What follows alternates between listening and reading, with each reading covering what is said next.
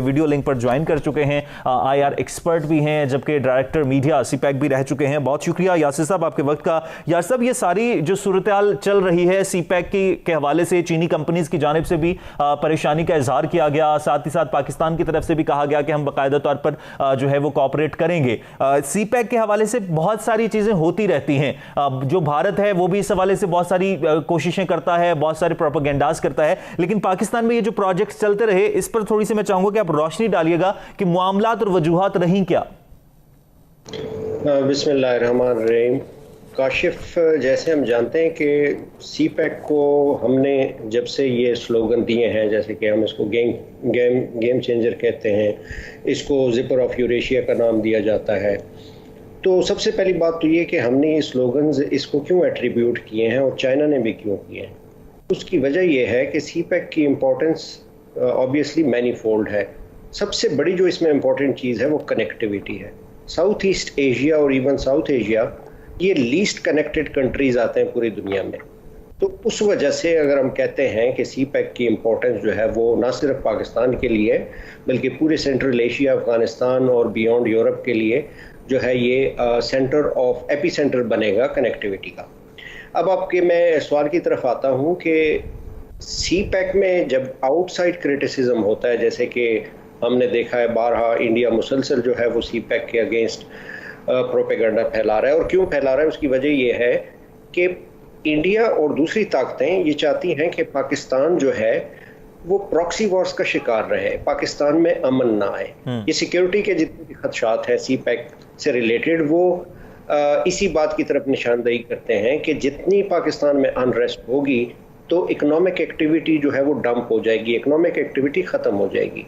जब तक इंटरनल जो क्रिटिसिज्म है कई हद तक वो भी जस्टिफाइड है। जिस तरह हमने देखा कि बहुत सारे प्रोजेक्ट्स, यानी कि अगर हम सीपैक की पूरी बास्केट देखें तो टोटल जो है वो 44 प्रोजेक्ट्स, जिसमें से अभी तक अराउंड 21 प्रोजेक्ट्स के ऊपर काम शुरू हो चुका हुआ है, जिसमें से बहुत सारे कंप्लीट भी हो चुके हैं। तो सबसे बड़ी तो हैरत की बात यह है कि अब तक तो काफ़ी प्रोग्रेस हो जानी चाहिए थी, क्योंकि 2018 तक ये है कि जो इंफ्रास्ट्रक्चर के बहुत सारे प्रोजेक्ट्स थे और उसके अलावा एनर्जी के जो प्रोजेक्ट्स थे वो ऑलमोस्ट अपनी कंप्लीशन पे चले गए थे, और हमने कहा कि अब हम सेकंड फेज में एंटर हो गए। लेकिन जिस रफ्तार के साथ यासिर साहब सीपैक पर काम शुरू हुआ था, सीपैक पर प्रोजेक्ट्स पर काम शुरू हुआ था, उसके बाद ये लग रहा था कि प्रोजेक्ट बहुत जल्दी अपनी तकमील की तरफ पहुंचेंगे और पाकिस्तान के लिए भी फायदा होगा, चीन के लिए भी फायदा होगा, लेकिन सुस्त रवि का शिकार हो गया। जिस तरह आपने 21 प्रोजेक्ट्स का कहा, बाकी प्रोजेक्ट पर काम नहीं हो सका, उनकी क्या वजूहात क्या रही?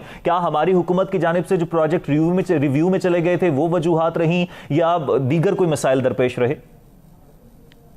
देखें, जहां तक रिव्यू की बात है तो अभी तो आज ही की खबर है कि जो खालिद मंसूर साहब हैं, जो कि सीपैक अथॉरिटी के हेड हैं, उन्होंने बरमला इस बात का इजहार किया है कि सीपैक के प्रोजेक्ट्स में जिस किस्म के शकूक और शुबात इस गवर्नमेंट ने उठाए थे, करप्शन के and so on and so fourth, ऐसी कोई चीज़ नहीं मिली, ऐसी कोई बात नहीं मिली। विच मीन्स के सीपैक अभी तक अगर हम 2018 के बाद से भी अगर देखें तो ट्रांसपेरेंट रहे हैं। अनड्यू क्रिटिसिज्म जो है वो किया गया है। मैं आपको एक इम्पॉर्टेंट बात बताता हूँ कि सीपैक के ऊपर जो हमने लोन वापस करना है, इतनी आपको फ्लेक्सिबिलिटी दी है चाइना ने कि 20 से 25 साल में आपने लोन वापस करना।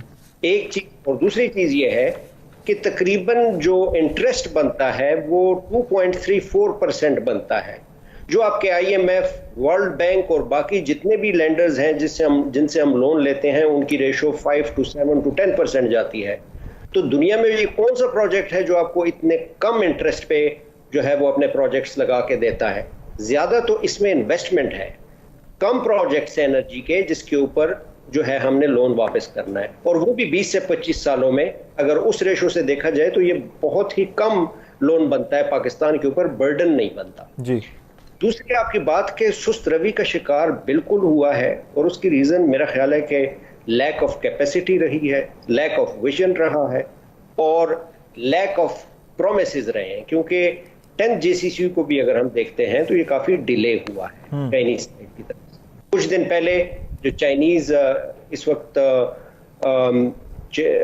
एम्बेसडर हैं, उन्होंने काफ़ी इस चीज़ को ओपनली, बल्कि मीडिया में भी ये बात आई है कि उन्होंने सेटिस्फेक्शन का इजहार नहीं किया करंट गवर्नमेंट से, कि सीपैक की जो रफ्तार थी उसमें काफ़ी कमी आई है। अब तक तो ये हो जाना चाहिए था कि जब हम कह रहे हैं कि हम सेकंड फेज में एंटर हो गए थे, जो कि बहुत ही इंपॉर्टेंट फेज था, क्योंकि अभी तो हम बात कर रहे हैं सोशो इकोनॉमिक डेवलपमेंट की, खुशहाली की बात हो रही है। और यासिर साहब, ये जो इस ट्रैक की बात हो रही है, गवादर से कराची, देन मजार शरीफ और ताशकंद तक, इस पर भी रोशनी डालिएगा। जी देखिए, कल की अगर हम जेसीसी की बात करते हैं तो इसमें जो इम्पोर्टेंट रूट्स इंफ्रास्ट्रक्चर में बात हुई है, पेशावर और पेशावर मोटरवे की बात हुई है। इसके अलावा दीर और चकदरा का जो एरिया है उसमें कंप्लीशन की बात कर रहे हैं। फिर आपके गिलगित से शंदूर तक जो रूट जा रहा है उसकी बात कर रहे हैं। फिर आपसे जोब और डीआई खान का जो है उसकी बात कर रहे हैं। लेकिन हैरत की बात यह है कि ML1 के ऊपर जो है वो कोई डिस्कशन नहीं हुई, उसमें कोई रोशनी नहीं डाली गई। तो ML1 वहीं का वहीं है और उसके ऊपर कोई प्रोग्रेस नहीं हो रही। सीपैक के जो